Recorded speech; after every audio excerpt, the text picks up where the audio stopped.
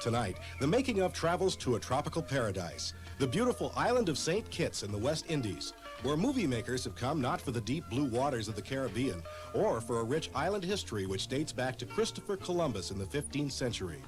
They've come to work in the thick jungle landscape high atop St. Kitts' towering peak Mount Misery, and they've recreated the look and the feeling of a North Vietnamese prisoner of war camp.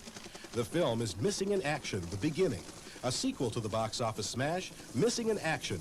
It stars former world karate champion Chuck Norris, who in a few short years has become the premier fighting hero of the American cinema.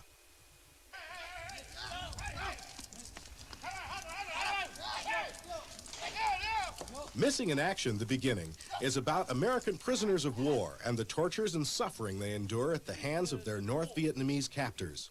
It is a story of a fierce battle of wills between Colonel James Braddock, played by Chuck Norris, leader of the American prisoners, and the North Vietnamese Colonel Yin, played by Soon Tek O, the ruthless overseer of the camp. You are surrounded by cliffs, mountains, jungles full of man traps, and a bridge that is impassable. None of you have ever escaped, and none of you will. The only way for you to leave my camp is if Braddock confesses. He defends the country that has forgotten you, an outlaw nation the rest of the world reviles.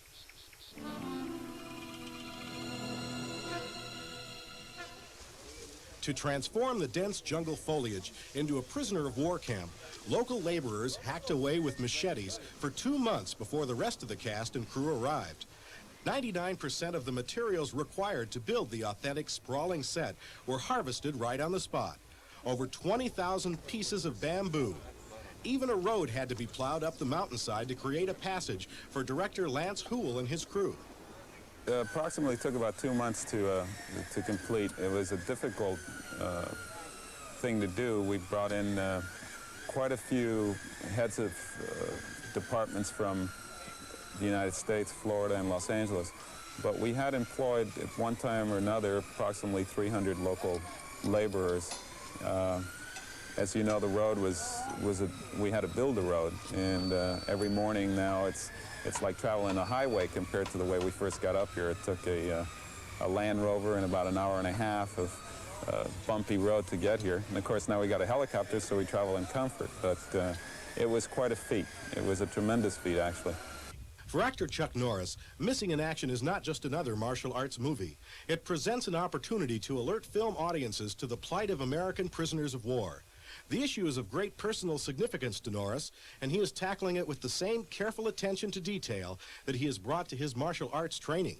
We did a lot of research before we did the film, and a lot of the tortures that are inflicted on these men were tortures that were inflicted on the prisoners of war during the Vietnam War. And it's kind of a personal thing with me because I lost a brother in Vietnam. And I still believe there are men in Vietnam that are missing in action. And this is a movie that's kind of a tribute to these men. And I think that the veterans who see this movie will feel the realism that we do project in this film. A concern for realism extends to Chuck Norris's performance as well. The highly charged emotional moments in the film allow Norris, for the first time, to reach inside himself, to prove that he can be a compelling actor, as well as a dynamic fighting hero. He's not dead! He's not dead! God, no! Oh, God! There's a lot of human relationships in this film here. 5 men who have been missing in action for 7 years in Vietnam. And the relationships that these guys have developed, a very close bond, brotherhood type of relationship, dealing with the atrocities that are inflicted on them by this camp commander. In a film like Missing in Action: The Beginning, every component involved in capturing the look and feeling of the prisoner of war camp is important. Asian actors were brought from North Carolina to be extras, both North Vietnamese soldiers and South Vietnamese prisoners. So we'll use 1, 2, 3, 4. They must be carefully selected by the assistant directors before each scene begins. Action! Action! Then, they must be drilled over and over again until the tone and movement of the scene is exactly right. Guards, more yelling! Let's go, waving the arms. Guards, wave the arms. Let's go.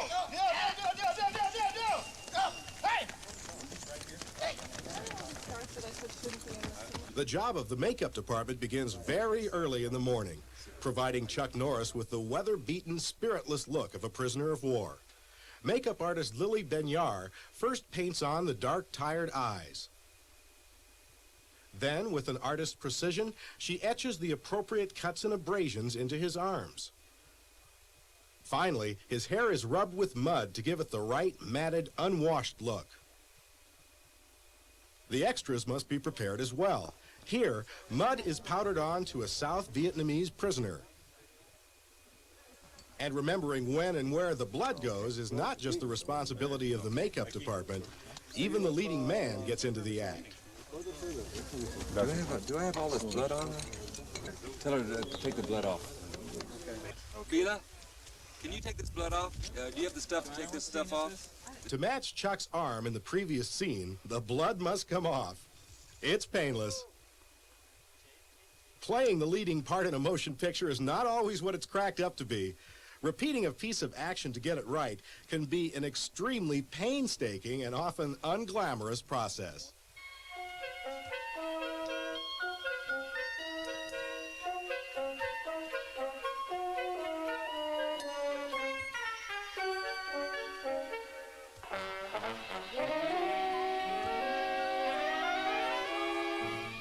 But finally, as a reward for a hard day's work and a job well done, Chuck Norris can be released from his leg irons.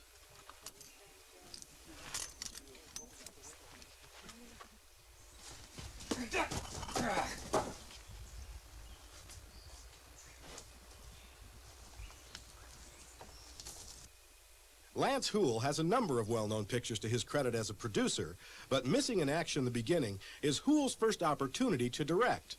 He is finding the experience to be a different kind of challenge. It's exciting, and it never lets up. I never really knew how difficult a job it is when you try to be a perfectionist about it. I never had to take Melux before in my life, and this is the first time I've had to do it. Definitely producing is a different kind of worry. This is a 24-hour, minute-by-minute worry about what's going to happen, what you did that you would like to do another way. Part of Lance Houle's approach to the problem of inexperience is to surround himself with some very experienced hands, like the talented Mexican director of photography, Jorge Stahl, veteran assistant director Joe Ochoa, who operates the set like a field general, special effects maestro Dick Parker, who parted the sea for Moses in the Ten Commandments, and Chuck Norris himself, who is starring in his 10th motion picture. Lance Houle, who's the director on the film, is a fantastic man, and I think he's going to be a very good director. It's his first film, so he's learning as he goes. But he's very, very cooperative, and he's given me a lot of latitude. He takes a lot of suggestions from me, and when you come into a film and you think that you're the auteur person where you know it all, see, then of course you're defeating a lot of purposes. But Lance isn't that way. The admiration is mutual. Director Houle is very impressed with the talents of his leading man. I think Chuck's been underrated. I think he's a very strong actor, and this part has been designed for a strong, silent type. It is a very demanding acting part. It all revolves around his character, and I think that Chuck is going to surprise a lot of people. He is very, very good in this picture. Colonel Yen, for the atrocities inflicted on the Vietnamese and American prisoners of this camp, I sentence you to death.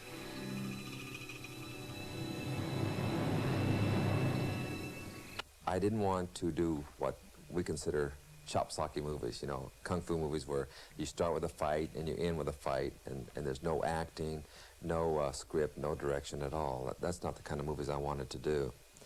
I did one, and that was all I could handle. I wanted to do movies that had depth. And when I did a fight scene, of course, then, or when I got into an altercation physically, that I was able to use the karate type of fighting. Because in the 80s, that's what people do. You know, they don't fight like John Wayne did in the 50s. That's the obsolete method. If I fought like that, they say, well, gee, you know, he doesn't even know how to fight. So I have to use the more modern version of fighting on the screen, which is the martial arts. No Chuck Norris film is complete without a hair-raising display of Norris's fighting prowess. There is only one martial arts sequence in Missing in Action: The Beginning, and it comes at the end. After 10 films, Chuck Norris knows the importance of the final fight scene. I think it's going to turn out to be a very, very good fight scene at the end. It has to be, because it's the climatic ending, and I have to pay back all the things that he has done to all of us. If I don't pay him back, then you lose the film. Soon Tech-O must know exactly where Chuck Norris's kicks and punches are going to land. One small mistake, and there could be a serious injury. When you do a fight scene, it's not only the giving, it's the receiving. If the guy doesn't react properly, no matter how good you punch or kick, it's not going to look good unless the guy reacts properly to it. And so it's a give and take situation when you do fights. A Chuck Norris fight scene owes more to the quick-stepping talent of Fred Astaire than to the old movie brawls in a Western saloon. Norris carefully reviews his fighting choreography with his stunt coordinators, who play as important a role in a Chuck Norris film as anyone on the cast or crew. Yeah, I have a support team that helps me on my films. My brother, of course, Aaron, who is the leader of the support team, he's my stunt coordinator. Then I have John Barrett, you know, Tom Elliott on this film here, and Dean Ferradini. These were my main support team on this film here. And they lend a lot for me, because being basically an action type of a film, you know, you can get a lot of suggestions from these men. And when you see this movie, you'll see some of the most fantastic stunts you've ever seen. There's been some burn scenes on this movie that are as spectacular as any movie you've ever seen before. And it's because of the experience of these men that I work with that make it. Soon Tech-O has 20 years of martial arts experience. He takes pride in the mental as well as physical preparation required for the fight scene.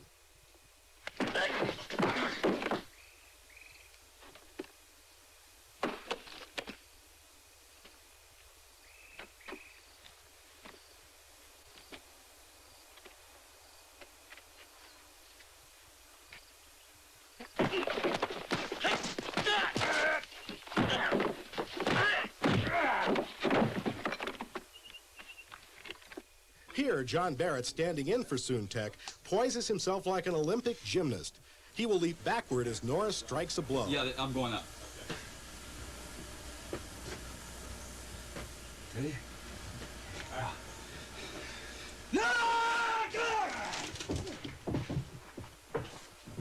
Barrett also doubles for Soon Tech in the difficult acrobatic segments of the fight sequence. In the scene from the actual film, see if you can tell when Soon Tech is doing his own fighting and when Barrett... Spin!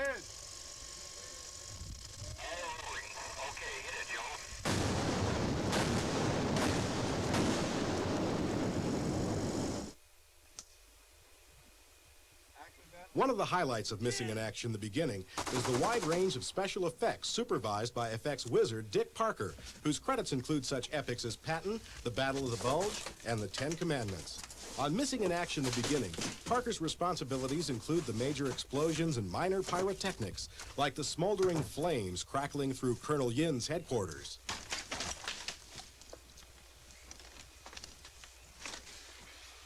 When a scene is shot a second time, Dick Parker's crews are ready in an instant to ignite the flames once again, with careful attention to both the look of the film and the safety of the actors. Anytime you work with explosives, it's possible to die.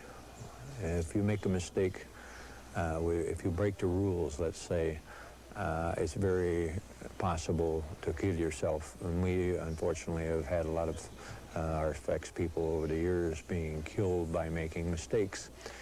So I have a very set of rules that I follow, and if somebody breaks the rules, I'm very willing to throw them right off of the set, even if it would be the best man I have. For the first explosion in the film, the effects crew sets dynamite charges, which will send a blazing fire through the headquarters of Colonel Yin. The object is for the interior of the structure to be charred but not destroyed. One mistake, and the building will be demolished, and weeks of shooting will be lost. Speed! Speed! Okay, hit it, Joe.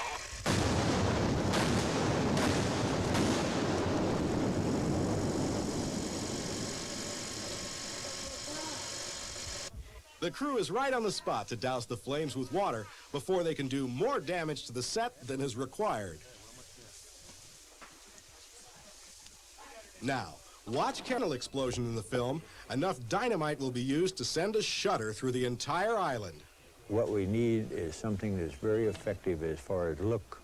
So this explosion, in place of being one thing, will be a composite of maybe 15 or 18 separate explosions, but they'll be done where they're practically together, but a fraction of a second apart. And if you did the whole thing in one explosion, you'd have to go down at the bottom of the canyon because it would be so hard that somebody would get hurt. Multiple cameras are used to capture the explosion. A remote high-speed camera is hidden in camouflage and protected from flying debris. A second camera is mounted on a tower high above the camp, and a third is rigged in a helicopter which will provide an aerial view. The additional camera angles will cause the explosion to appear more powerful to the audience. Director Lance Houle reviews his preparations with Director of Photography Jorge Stahl. In other words, when Braddock comes right to us, and when he's there, he says, "You lose," the explosion goes off, and he walks out of frame, and then the helicopter goes up, shooting the thing as if it were his point of view from the helicopter. Dynamite is planted throughout the bamboo foundation of Colonel Yin's headquarters. Dick Parker's explosive specialists work right alongside local laborers. Primer cord is rigged and holes are drilled for the dynamite. The mood is casual, yet extremely careful. This is dynamite here, and the primer cord, just running our leads for our primer. And it should make a hell of an explosion. To capture the impact of the blast, our making of camera is positioned only 75 feet away.